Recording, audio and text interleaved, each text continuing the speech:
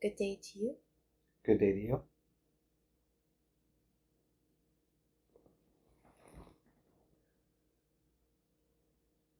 So, let's continue the co-creation, the conversation, communication that we were on, the frequency that we were on as we were co-creating together around the topic of heart-based living.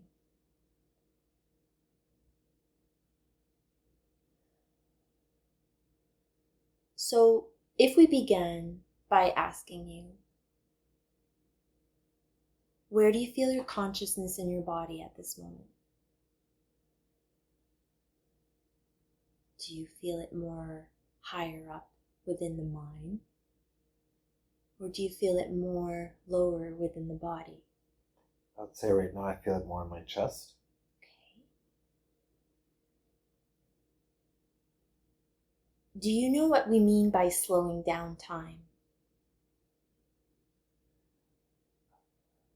To me, what that quantifies as is being more fully present in the now. So it's not that seconds slow down, it's that seconds feel as though they last longer. Exactly. And how you do that is by being more embodied, more present with what is present. But there's an actual physical, we will say technique, for the easiest way to explain it.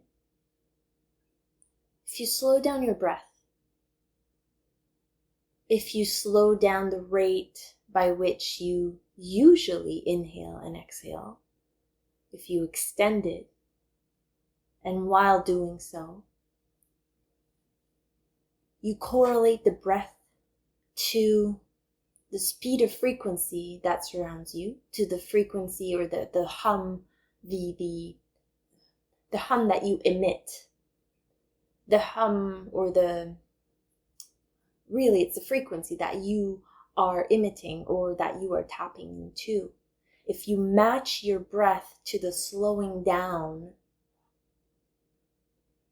you can literally feel more time within linear time, meaning that a second feels a little bit longer than a second. Do you understand where we're going with this? Absolutely. So you all have access to this. This is something very basic and very simple that anyone can do. And this is how Anik calibrates herself to match up and line up and calibrate to the frequency that we are on, the channel that we are on, right? So why we are mentioning this is that you have access to this in any situation at any moment. So you can literally switch how you are not only being, but you are switching how you are showing up, how you are interfacing with the reality and your environment moment to moment. Because if you slow things down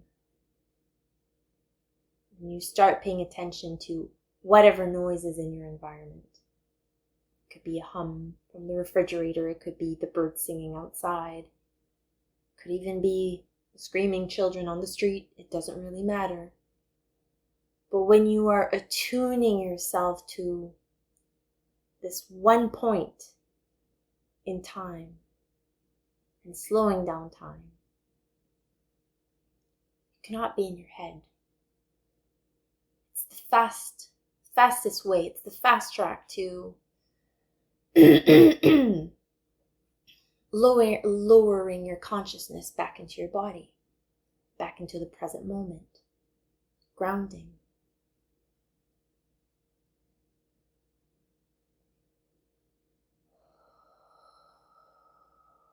Where do you wish to begin? So today I've spent a lot of time consciously focusing on being present, similar to what you just described. I did it while I was out walking in the woods playing disc golf. I did it while I was just on the beach now.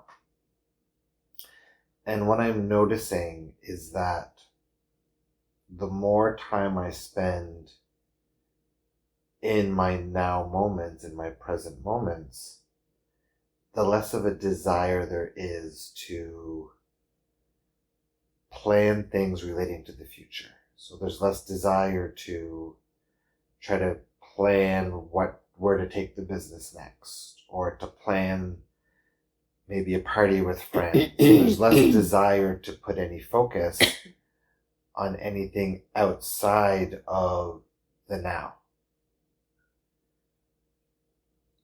So, we love how you describe this, because the old way of doing things was to always have a focal point or a focus point down the line, at some point down the line, the linear line, to not only focus on but work towards. And this would give you something to do. Again, solution oriented and also creation oriented. But what you are learning now, to live less linear and live more heart-centered, more embodied, it's really about learning to interface with reality from the now vantage point. Not from the future vantage point, not from the past vantage point, but from what's available to you now. So it's about the macro of things, looking at the future point, looking at what's down the road, creating outside of the now, creating the bigger picture, and going into the macro where it's really about what's available around you at this precise moment in time. You mean going into the micro? Yes. What did we say? Macro. Okay, so it's from going to the macro to the micro. Yes. Yes. You follow us. So when you go into the micro, you are focused on the vantage point of the now moment. So in this now moment, you may have heard, bring your excitement as far as you can with what you have. Well, what that means is that what is accessible to you in this moment? You have access to the things in your immediate environment, perhaps. This can be tools, books, visuals, cats, children, gardens, whatever it is that you are currently surrounded. It could be even you sitting in your office at your desk. Whatever you have in your immediate environment available to you, how are you utilizing what you have as resources? Then we're talking external and internal. So not only what's surrounding you in your environment, but you also have access to the unlimited internal resources of accessing your highest essence to connect to overflow, to connect to unlimitedness, to connect to your highest potential, to connect to, it could be as simple as positivity, it could be as simple as a better feeling thought. What we are wanting you to really get from this conversation, and we are really going to talk more about this and give different scenarios, but what we are wanting you to really get from this is that there's a difference between being externally focused and internally focused. And what we are saying is that when you are bringing things to an internal focus, but also making accessible what is currently in your environment at a arm's reach, you are simplifying your reality. You are simplifying the complexity that you have created for yourself. The complexity that you believe that you need to create and figure things out for the future. So we're going to have a conversation about the micro. But we also want to bring in the idea that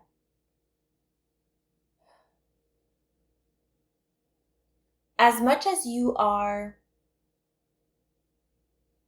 connecting to the present moment, tapping into your own resources of power, because you are tapping into your own overflow, your unlimitedness potential by being present with what is present, you also have access, and you also came here to dance the dance of co-creation to create more. But your launching pad has, or your launching point has to come from the now point. It cannot be from the old paradigm you was creating and launching, but launching from not the now perspective, but launching from the mind and reaching far into the future from a disembodied state. You understand? So the way that I see this and the way that I compare macro to micro is the macro is you're more focused on the external. You're more focused on where things are going. You're more focused on trying to manifest to make reality match what you want it to look like. Focused and concerned, right? Yes. There's a concern element of like, needing to strive, needing to achieve, needing to control, needing to get somewhere. Yes. And the micro is no longer about manifestation. It feels like it's more about this now moment presence where you're focused on the micro and the slowing down, where you're noticing more, where you're feeling more, where you're interfacing with the now at a deeper level. And the main question I have is, I think in the macro, it's about manifestation, and that's the old way of doing things. In the micro, it's more about organic unfolding. So for me, the question is, what's the balance between allowing the organic unfolding, living in the micro, while also still seeking to manifest? Do we completely drop the notion of seeking to manifest and simply allow the organic unfolding to be the magic? So you're going a little bit ahead of where we want to go, but we will get there. Coming back to the micro is complete understanding and knowingness that this moment is the manifestation, that every moment is the manifestation. So this is why there's no more need to seek external manifestation, because you understand so deeply that everything that is experienced from the human perspective in this very moment is manifestation. You are manifestation. The frequency that you are choosing, your choice point, is a manifestation. You understand? Yes. This in itself is enough for you to play with for lifetimes. But what concerns you, when we understand where you want to go, we understand that you want to understand that is it either or? Is it complete surrender, or where does co-creation fit into the complete surrender? Right? Is Yes. it sort of your question? Yes, I understand that reality is always manifesting because we're always in a reality. So every moment is a manifestation. Yes. And I see some people who are actively practicing the art of trying to manifest the money and the lover and the career and the health and all of the things. Yes. Which to me feels very different than simply embracing reality and loving your reality, knowing that what gets reflected back to you is a match to the loving and the satisfaction that you're putting out. We love how you said this. This is where we will go. This is our door. Yes, you are reflecting exactly the frequency of what's being mirrored back to you in your external reality. So this is where the dance of co-creation happens. Right now, you are in a state of, many of you, most of you are in the transformation or the transition of experiencing and playing with what may feel like a new reality of living more embodied and body-based and heart-based. Not saying that you have not lived this way before prior to this time, this era, this season, this chapter in your reality.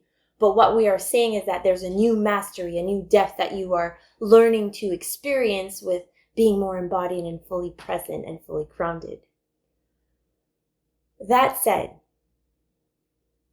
we are not eliminating or discrediting the desire or drive as an innate human experience, because it's very much a part of what you are here to do, because you are born creators. So you're not here to simply float and coast. What you are here to do is not co-create from a place of being disembodied and co-creating from the mind. The mastery you're learning is to first find your gripping, find your centeredness, find your embodiment, so that from that launching point, you may begin to co-create with source, co-create the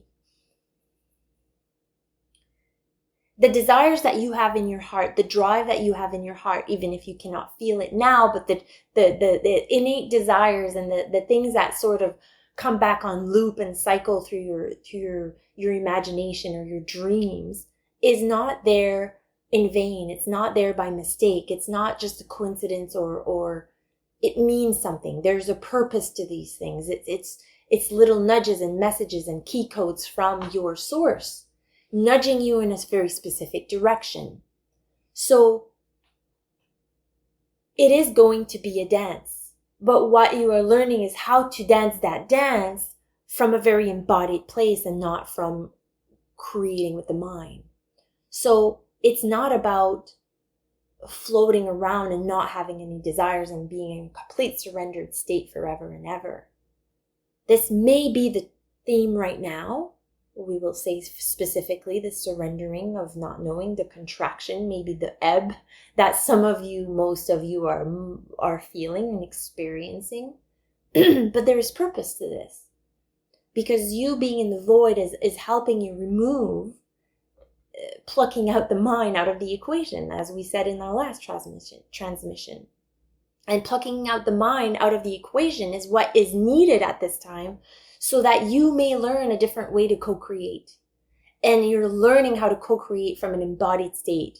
And your desires do not come from your mind. The desires come from your heart, from a gut feeling, a gut sensation, a butterfly in your stomach, a surge of energy when you have very specific desires or drive. You feel it. It's an embodied sensation. For most of you, you have already experienced this. You know exactly what we're talking about.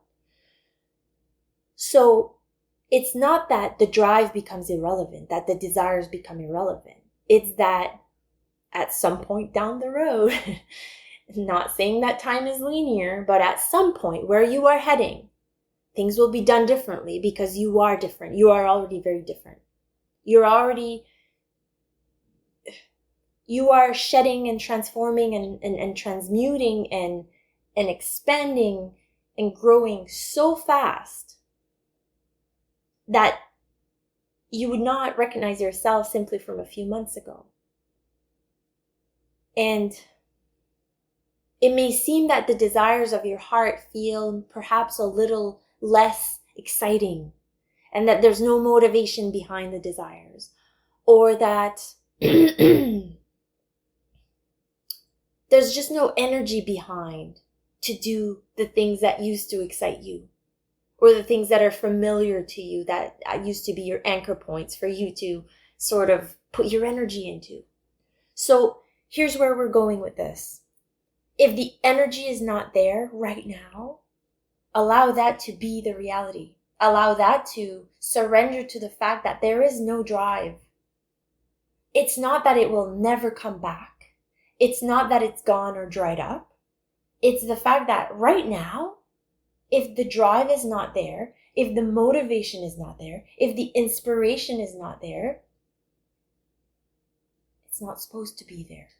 Yes, and it feels... You cannot create these things. It feels that way because now is a time to focus on living in the micro, integrating the micro experience.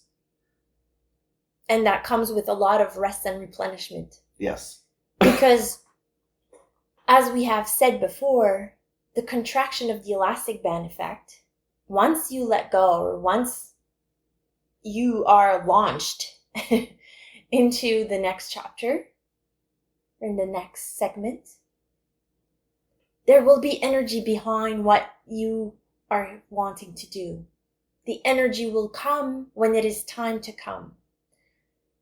The word trust is a big word when it comes to experiencing ebbs and voids and unknown.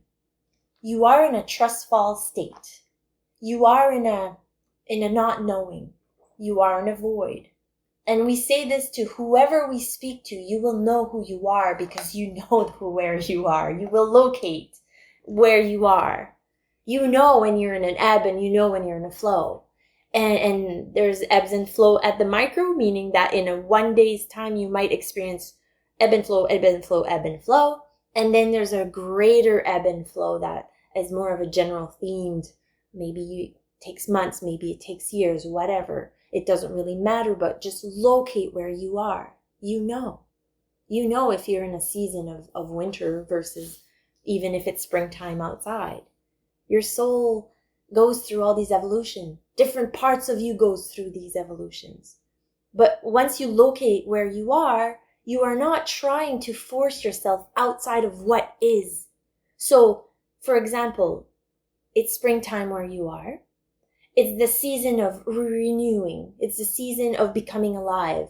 There's fire in the air. Flowers are blooming. The sun is coming out. It's the spark of creation time. And you, at a personal level, are not in a spring season. You are perhaps more in a wintry fall, perhaps going towards the spring. And you need to allow yourself and your physicality the rest and replenishment that is required at this time. You do not just get sick out of the blue. Sickness doesn't just randomly hit you. If you are experiencing an ailment of any sort, of a disbalance and a state of disharmony in the physicality, there's a purpose for it. It's one of the ways for you to slow down and to get some rest, to allow a certain part of your being to be replenished, so that once the spring season, your own inner season of spring hits, you are fully ready to hit the ground running. You're not doing it from a depleted cup. You have filled your cup, but you need to listen and you need to locate where you are in order to fill that cup. You are following us? Absolutely. So pushing yourself to say, oh, but it's spring. And like Anik said, we should have a party. We should be doing these things that we do every June. We have parties and we have fires and gatherings. Yes, you should, or should you? Are you, why put these things on your path just simply because this is what you used to do and believing that this is where you still need to do? When in reality, if you really locate where you are, is this the highest excitement of of the micro experience at this time, right? Listening to the cues of what your body is saying is a very good indication, and it will give you all the details and the data that you need in order to help locate where you are. If the body is tired, rest. If the body has extra energy, go outside for a run, right? It's really about tuning in, grounding, centering, being present with what is present, being with the micro, being with the sensations and the nuances that your body is giving messages constantly to you as feedback. But are you listening, or are you focused on believing that you need to focus externally on the macro? So you understand the dance, right? I understand. And you get to locate where you are on that whole spectrum. So your question of why am I not driven is so simple. If there's no drive, don't try to create drive. Because there is a season for drive. There is a season for inspiration. There is a season for creation. And now might not be that season. But in a day or two, in a month or two, in a year or two, it might be the best season of creation that you have ever experienced. Just because it's not here now doesn't mean it's not coming. Doesn't mean it's not the next season coming up, the next chapter in your reality. So the code word or the key word is really to trust what is present now, to trust what is given now, to trust what is being revealed now, right? And you need to be present in order to hear what is being revealed. So allowing yourself to experience the ebbs as much as the flows. Yes.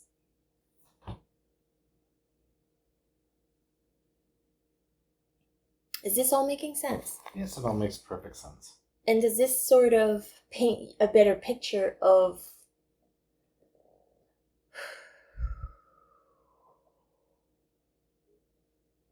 why there is no drive or inspiration?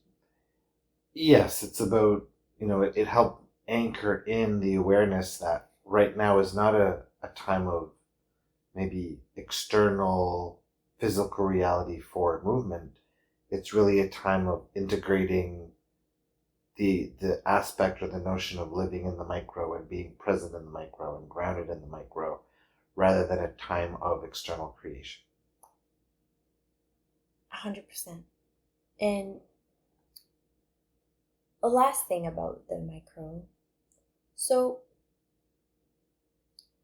we won't get into too much specific about the past civilization of how certain people used to live. But what we will say is that there are timelines where humans co-create as communities, co-create as being so connected to the micro and the macro simultaneously, that they understand that both is needed, to understand that there's a balance between both, and that it's possible to play with both. And these civilization on these timelines understand that the micro, what is accessible to them,